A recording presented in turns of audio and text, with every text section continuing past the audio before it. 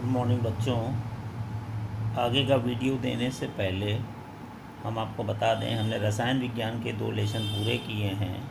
केवल 6-7 लड़के हैं जिन्होंने अपना काम दिखाया है।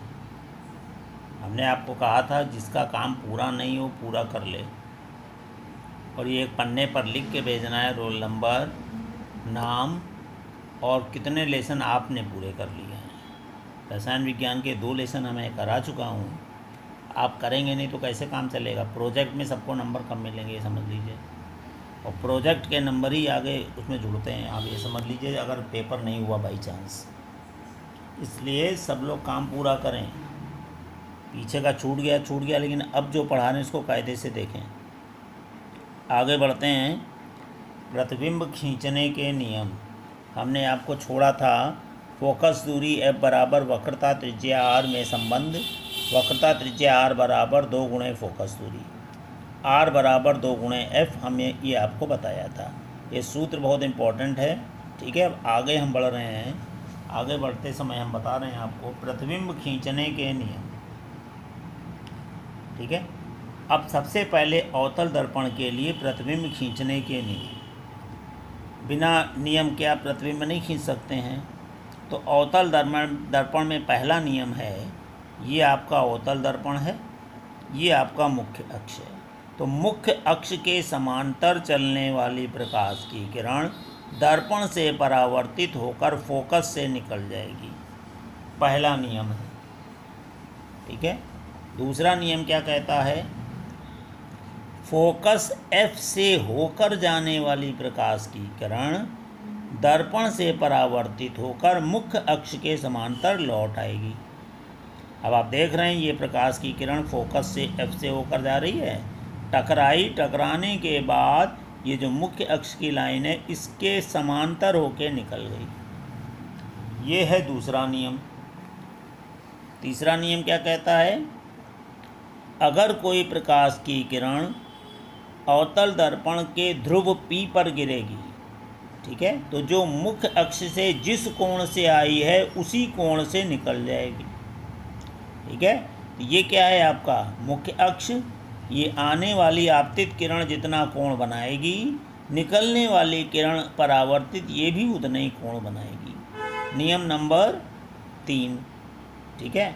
इसके बाद बढ़ते हैं नियम नंबर 4 नियम क्या कह रहा है? जो प्रकाश की किरण दर्पण के वक्रता केंद्र C से होकर जाती है, टकराने के बाद उसी मार्ग पर वापस लौट आती है। तो ये अवतल दर्पण के 4 नियम है। किन्हीं 2 नियम को एक साथ लगा के आप प्रतिबिंब बना सकते हैं, जो हम आगे आपको बताएंगे। तो क्या याद रखना है अवतल दर्पण के लिए? प्रतिबिंब खींचने के नियम, ठीक है। पहला क्या है?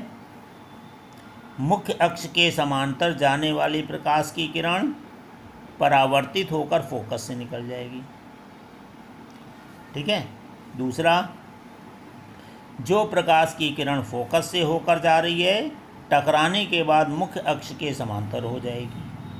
नियम नंबर 3 क्या कहता है? अगर कोई प्रकाश की किरण दर्पण के ध्रुव P पर गिर रही है, तो ये जो आपका है मुख्य अक्ष से जो कोण बनाएगी उतना ही कोण इधर बनाकर निकल जाएगी, ठीक है। चौथा नियम क्या कहता है? कि अगर कोई प्रकाश की किरण दर्पण के वक्रता केंद्र C से होकर जा रही है, ठीक है, तो जिस जैसे गई वैसे ही उसी मार्ग पर लौट आएगी, क्योंकि टकराने के बाद लौटेगी, पीछे जा नहीं सकती, पीछे पॉलिश है आपके, ठीक है। इसी तरह उत्तल दर्पण के नियम बताते हैं आपको। ये क्या कहता है? ये नियम महत्वपूर्ण है। ये उत्तल दर्पण है आपका। मुख्य अक्ष के समांतर जाने वाली प्रकाश की किरण परावर्तन के पश्चात फोकस से आती हुई प्रतीत होती है। ये देखिए फोकस है, ये निकल गया, तो आपको लगेगा कि फोकस से आ रही है।